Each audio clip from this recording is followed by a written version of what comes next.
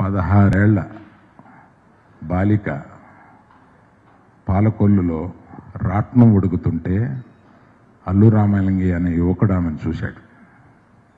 చూసి ఆమెను పెళ్లి చేసుకోవాలని వాళ్ళ తల్లిదండ్రుల దగ్గరికి పంపించి ఆమెను పెళ్లి చేసుకోవాలని అడిగిన సందర్భంతో స్టార్ట్ అయింది వాళ్ళది. ఆ ప్రయాణంలో మా నాన్నగారిని పెళ్లి చేసుకుని, ఆయన హార్డ్ కోర్ కమ్యూనిస్ట్.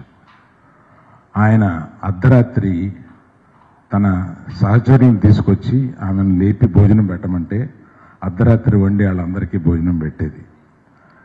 ఆ తర్వాత మా అక్కగారు నవభారతి గారు పుట్టారు. ఆ తర్వాత నేను కడుపులో పుట్టగానే ఆయన కమ్యూనిస్ట్ జైలుకి వెళ్ళిపోయారు.